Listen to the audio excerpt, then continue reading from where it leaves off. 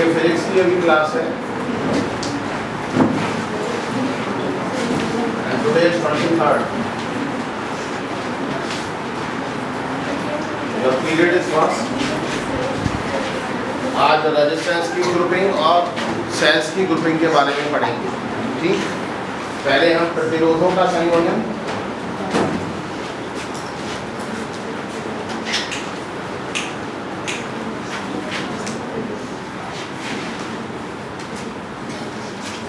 और दूसरा टॉपिक हमारा इसी में होगा सेल्स का संयोजन।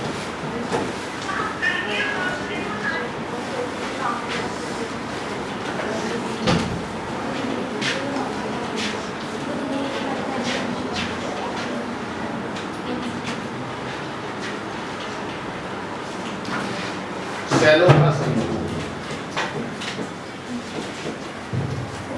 ये दो टॉपिक पढ़ेंगे। कल मैंने आपको ग्रुपिंग ऑफ रेजिस्टेंसेस के बारे में पढ़ाया था कि किस तरह से प्रतिरोधों को संयोजित करते हैं। एक श्रेणी क्रम है, दूसरा समांतर क्रम है,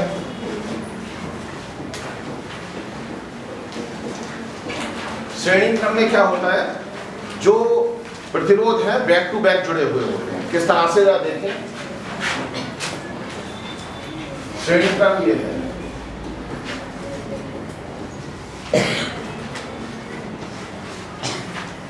एक रेजिस्टेंस ये है, दूसरा ये है, तीसरा ये है।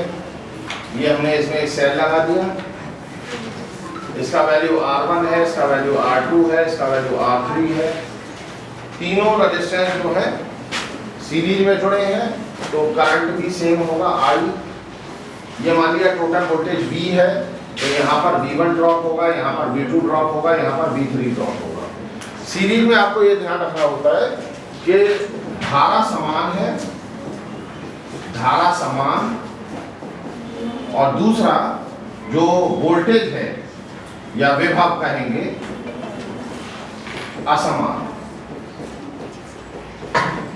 ये आपको पता होना चाहिए, धारा समान है और विभव असमान होगा।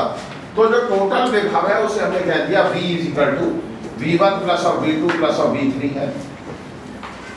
लेकिन ओम्स लॉ से V = IR होता है, ये हम पहले से जानते हैं। तो अगर टोटल रेजिस्टेंस हमने R कहा है तो यहां आ जाएगा, इसकी जगह आप लिख सकते हो IR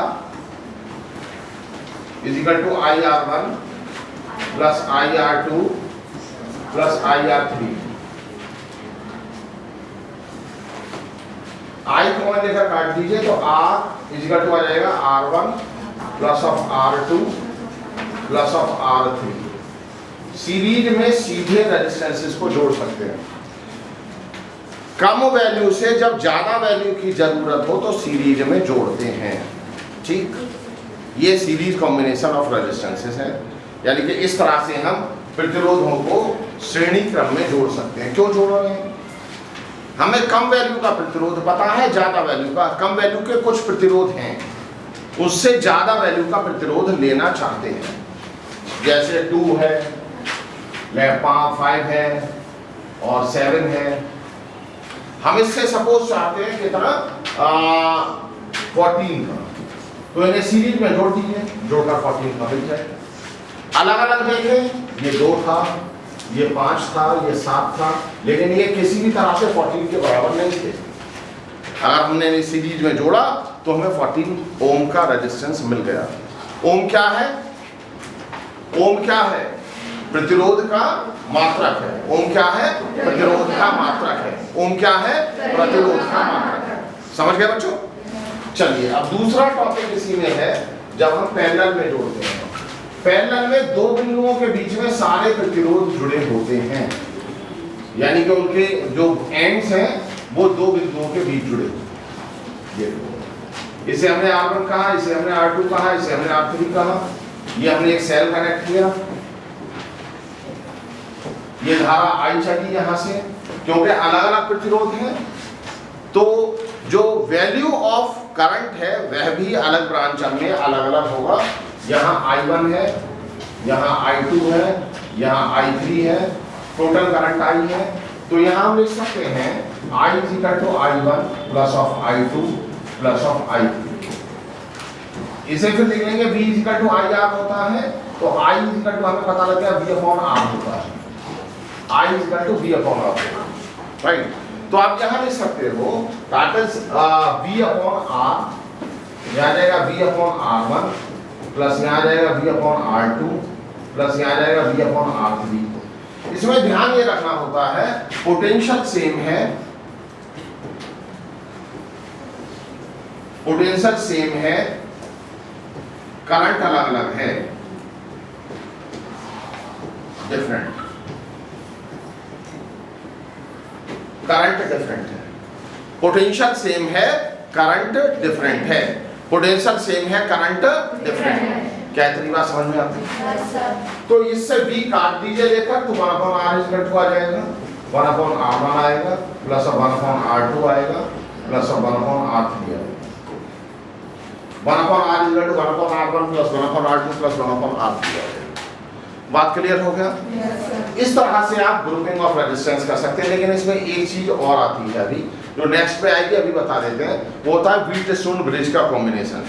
जरा देखते हैं क्या है वो। इतना समझ गए? एक है व्हीटस्टोन ब्रिज,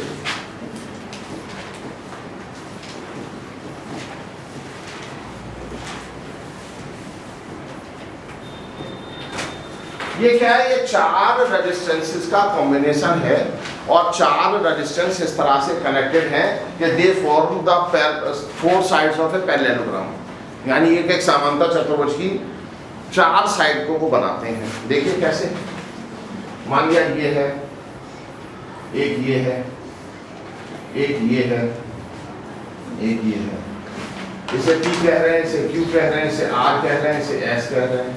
यहाँ एक सेल लगा है, यहाँ एक रेजिस्टेंस और लगा है R, इसे कुछ कह दो M कह दो या RM कह दो। अगर एक कंडीशन सेटिस्फाई हो जाए कि P upon Q is equal to R upon S हो, अगर ये सिचुएशन सेटिस्फाइड हो जाए, यानी कि this upon that is equal to this upon that, अगर ऐसा हो जाए, इफ इट इज पॉसिबल, तो जो मिडिल का रेजिस्टेंस है ये ओमिटेड होता है, इसका जरूरत नहीं होता, राइट। पढ़ेंगे बाद में, नेक्स्ट टॉपिक पर है ये, लेकिन अभी आप ये ध्यान रखें, if this condition is being satisfied, अगर ऐसा हो रहा है तो इसे नहीं लेना। तो क्या होगा, ये दोनों सीरीज में आएंगे, ये दोनों सीरीज में आएंगे, जो रिजल्टेंट निकलेगा वो दोनों पैरेलल में, यानी कि middle of the resistance is being not taken into account, जो मिडिल रेजिस्टेंस है उसे हमें कंसिडरेशन में नहीं लेना है, क्योंकि व्हीटस्टोन ब्रिज एक कंडीशन है वो सेटिस्फाई हो गया, उस केस में यहाँ पर और यहाँ पर वोल्टेज सेम हो जाता है, और वोल्टेज सेम होने की वजह से इस रेजिस्टेंस में कोई भी करंट फ्लो नहीं होता। जब उसमें कोई करंट फ्लो ही नहीं हो रहा तो उसे अकाउंट में लेना, यानी कि उसका कॉम्बिनेशन में उसे ऐड करना जरूरी नहीं है, दैट इज बीइंग ओमिटेड, उसे आप हटा दें। बात समझ में आ गई? ये एक अलग टॉपिक था, इसे अभी हटाते हैं यहाँ से। पहले एक क्वेश्चन ले लेते हैं। देखिए क्वेश्चन दे रहे हैं, एक रेजिस्टेंस इस तरह से है,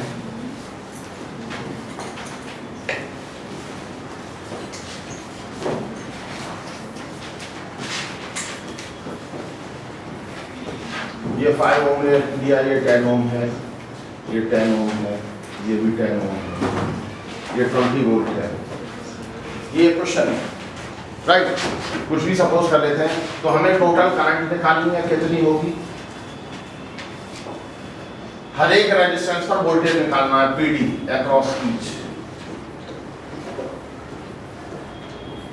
हर एक रेजिस्टेंस के अक्रॉस पोटेंशियल ड्रॉप निकालना है, टोटल करंट निकालना है। कैसे करेंगे? पहले इन दोनों को लिखते हैं, ये दोनों किस में है? पैरेलल में। किस में है? पैरेलल में है। पैरेलल में अगर ये है 10 10 10 है, तो पैरेलल में क्या होता है, 1/r is equal to 1/r1 plus 1/r2 is equal हो गया 1/10 प्लस 1/10 इज इक्वल हो गया 2/10 इज इक्वल हो गया 1/5, तो r का वैल्यू आ गया 5। तो इन दोनों को हटाकर हम 1 लगा सकते हैं, वो मान लीजिए वो 5 ओम। बात क्लियर है? अब जो 5 ओम होगा, ये नया रेजिस्टेंस जो सर्किट है कुछ इस तरह से बन जाएगा।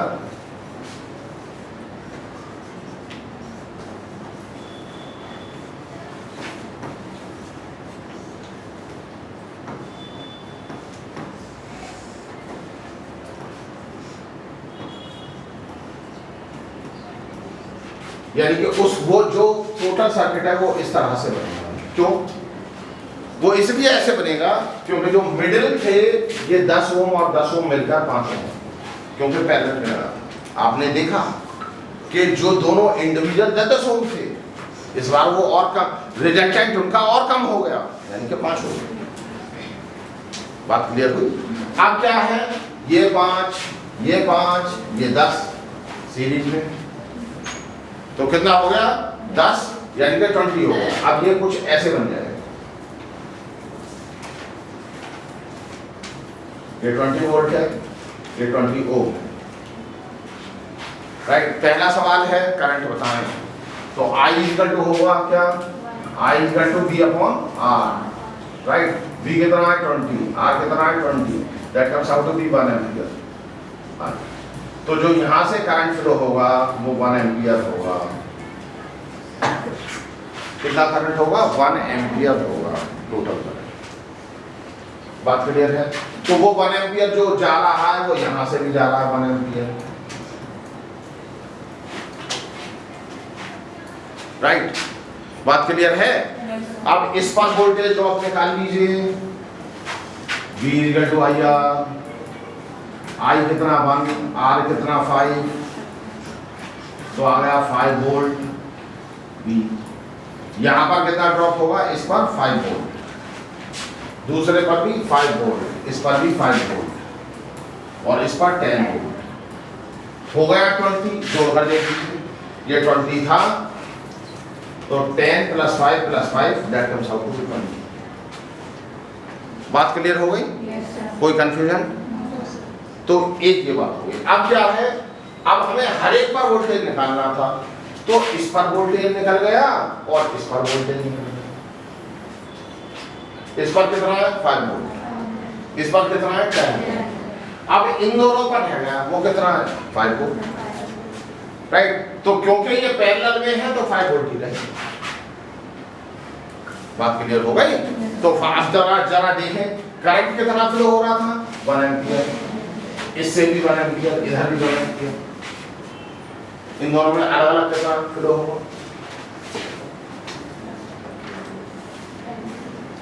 अगर यहाँ पर वोल्टेज कितना है, यहाँ और यहाँ इसके एंड पर कितना है, यहाँ 5 volt, right. V equal to IR लगाइए, V इक्वल टू IR, तो I equal to V over R। V कितना है 5 है, R कितना है 10, यानी कि 1/2 एम्पियर। इधर जाएगा 1/2 एम्पियर, इधर जाएगा 1/2 एम्पियर, राइट। तो जो 1 आ रहा था इधर से 1 एम्पियर, आधा डिवाइड हो गया, इधर गया 1.5 यानी कि 1/2, इधर गया 1.5, फिर जोड़कर मिलकर बना आ गया।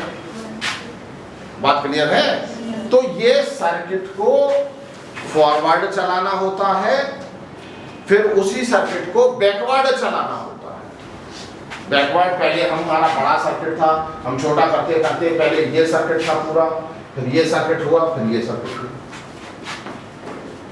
छोटा करते गए। तो हमने टोटल रेजिस्टेंस, टोटल करंट निकाला।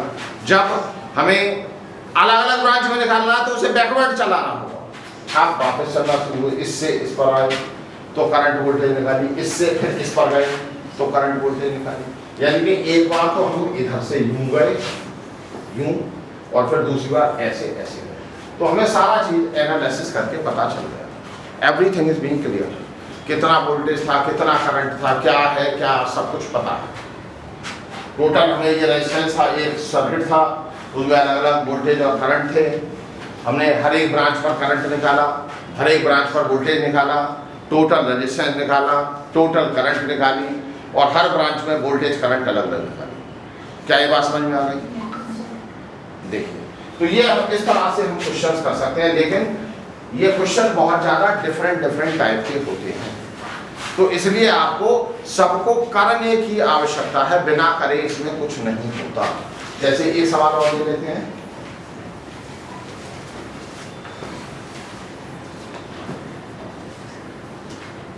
सपोज ये 10 ओम है, ये 5 ओम है, ये 5 ओम है, या एक सेल लगा है, सपोज ये 20 वोल्ट है।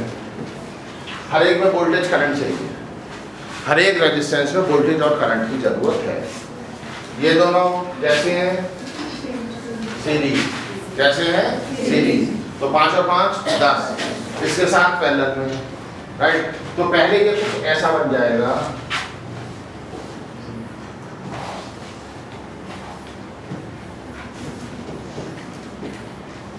ये 10 ओम, ये भी 10 ओम और ये 20 वोल्ट। फिर ये कुछ ऐसा बन जाएगा 10 पैरेलल में, कितना हुआ 5, ठीक है, 5 ओम सही है, ये है 20 वोल्ट। तो एक पहले यहाँ आए, फिर यहाँ से यहाँ गए, ये 3 स्टेप्स में खत्म हुआ। अभी हमने टोटल रेजिस्टेंस निकाला, अब करंट निकालना चाह रहे हैं, तो I equal to V over R, V का वैल्यू 20, R का value 5, that comes out to be 4 ampere. तो यहाँ करंट फ्लो होगा 4 एम्पीयर, 4 एम्पीयर। अब 4 एम्पीयर से यहाँ वोल्टेज ड्रॉप निकाल लो, ये तो 20 होगा क्योंकि एक ही है 20 वोल्ट। अब ये क्या है, ये इधर से आया है, यू यहाँ वापस जाओ, इसके और इसके अक्रॉस कितना लगा है वोल्टेज 20 वोल्ट। करंट निकालो, V equal to I R, V equal to I R, तो I equal to V over R, V का वैल्यू 20, R का वैल्यू 10, तो इस वाले में गई 2 एम्पीयर और इधर भी गई 2 एम्पीयर, राइट। अब यहां पहुंच जाओ, यहां तो इधर तो गई 2 एम्पीयर, राइट, और इस वेरिएबल 2 एम्पीयर,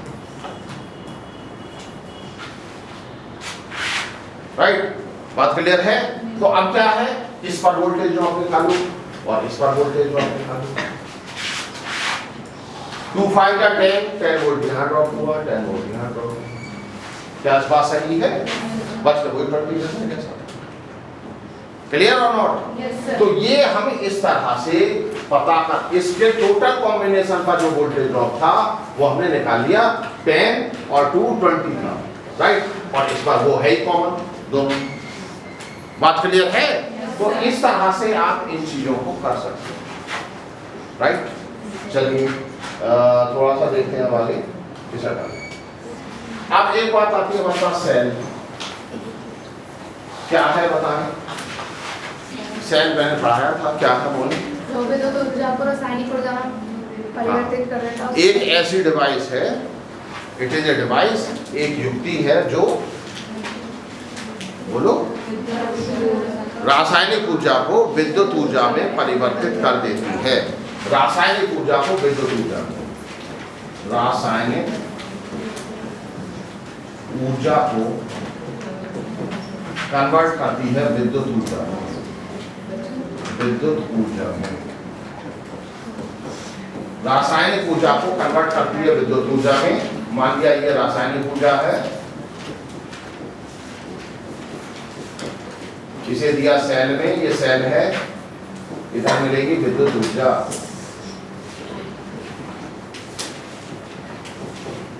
बात क्लियर हो गई? तो ये हमें सेल है, सेल क्या करेगा, रासायनिक ऊर्जा को विद्युत ऊर्जा में बदल देगा। क्लियर? अब जो सेल हैं वो दो तरह के होते हैं, प्राइमरी यानी कि प्राथमिक, दूसरा द्वितीय, सेकेंडरी। प्राइमरी सेल्स को रिचार्ज नहीं किया जा सकता। क्या नहीं कर सकते बच्चों? रिचार्ज नहीं कर सकते, दोबारा से आप चार्ज से नहीं कर सकते। जैसे ड्राई सेल जो आप अपने टॉर्च में यूज करते हैं वो क्या है, ड्राई सेल है, और उसे रिचार्ज नहीं कर सकते, तो वो क्या है, प्राइमरी सेल। सेकेंडरी सेल वो होते हैं जिन्हें रिचार्ज किया जा सकता है। जैसे लेड एसिड एक्यूमुलेटर जो बैटरी में लगा हुआ सेल है उसे रिचार्ज किया जा सकता है। राइट, एक वर्ड हमने यहां यूज किया है बैटरी। कौन बताएगा बैटरी?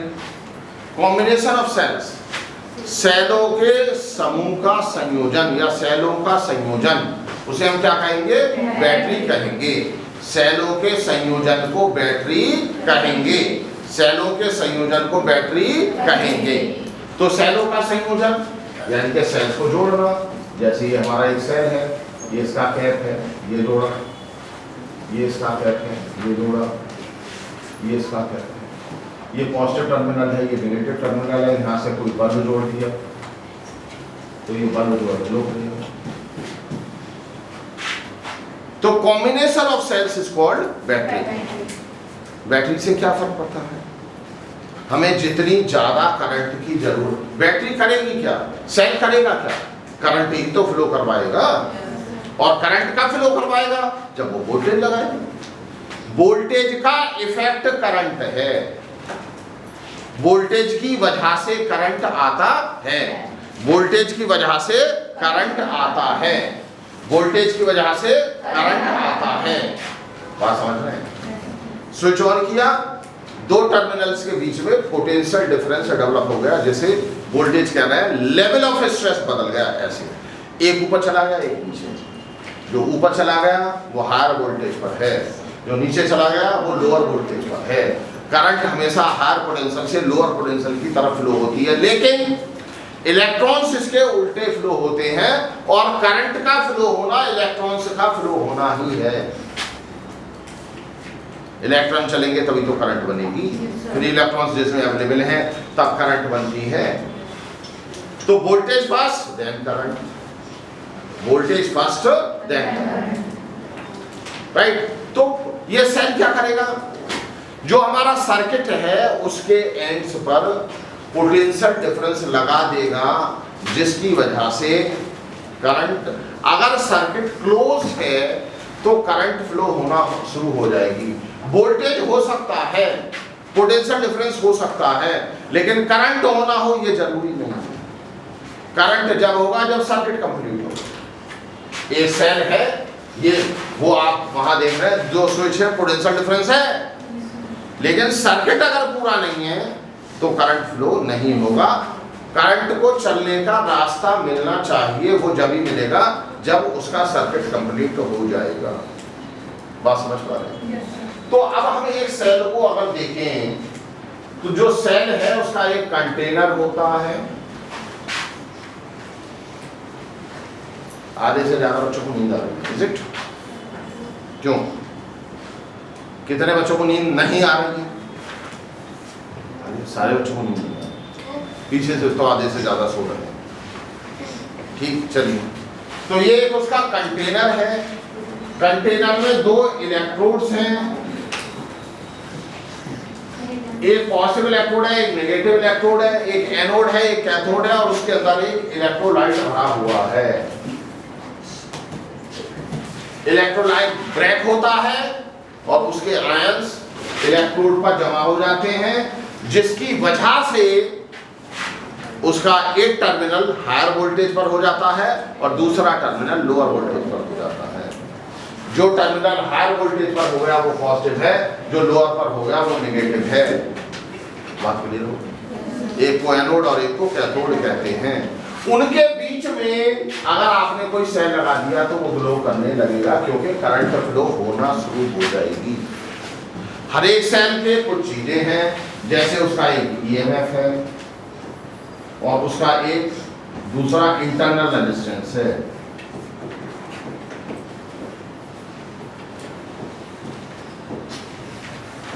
एक ईएमएफ है और एक इंटरनल रेजिस्टेंस, राइट? दो इसके कैरेक्टरिस्टिक पैरामीटर हैं। हर एक सेल इन दोनों के आधार पर ही पहचाना जाता है। ईएमएफ क्या होता है? इलेक्ट्रोमोटिव फोर्स, विद्युत वाहक बल। क्या है? विद्युत वाहक बल। क्या है? विद्युत वाहक बल। क्या है? विद्युत वाहक बल। क्या होता है विद्युत वाहक बल? सेल द्वारा सप्लाई की गई वो ऊर्जा जो एकांक आवेश को पूरे परिपथ में सेल सहित फ्लो करने के लिए, प्रवाहित करने के लिए आवश्यक है। ये सेल क्या करेगा? ये ऊर्जा देगा। 1 कूलम चार्ज है, मान लिया ये हमारा एक सेल है, ये हमारा एक परिपथ है, ये पॉजिटिव है, ये नेगेटिव है, ये 1 कूलम चार्ज है। 1 कूलम चार्ज को यहां से ये फ्लो करवाए, ऐसे जो एनर्जी देगा यूं लेकर चले, यूं लेकर चले, यूं लेकर चले, यूं लेकर चले, यूं लेकर चले, यूं लेकर चले, यूं लेकर आए, ऐसे आए, ऐसे आए, ऐसे आए, ऐसे आए, ऐसे आए, ऐसे आए, ऐसे यहां से आए, फिर इसके अंदर भी है। ठीक है, तो 1 कूलम चार्ज को, यूनिट कूलम चार्ज को पूरे सर्किट में सेल सहित फ्लो करवाने के लिए जो ऊर्जा इसने दी, खर्च की, वो उसका ईएमएफ है। हर एक सेल का ईएमएफ उसका कैरेक्टरिस्टिक प्रॉपर्टी होता है। जैसे ड्राई सेल का ईएमएफ 1.5 वोल्ट है। कितना है? 1.5 वोल्ट। हर एक का एक इंटरनल रेजिस्टेंस होता है। अब जब सेल में चार्ज यहाँ से यहाँ जा रहा था, यहाँ से यहाँ जा रहा था, तो यहाँ आयंस भी थे, वो से जाने से रोक रहे थे। तो यहाँ जो रेजिस्टेंस ऑफर हो रहा था वो इंटरनल रेजिस्टेंस स्मॉल आर था। इंटरनल रेजिस्टेंस स्मॉल आर हमेशा सीरीज में जुड़ा होता है। ठीक है, कॉम्बिनेशन इसके कल पढ़ना।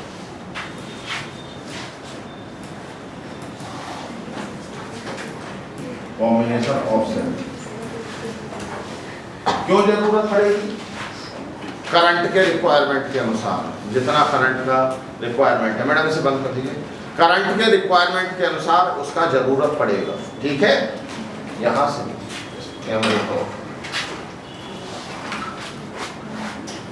वैसे भी पूरा हो ही गया।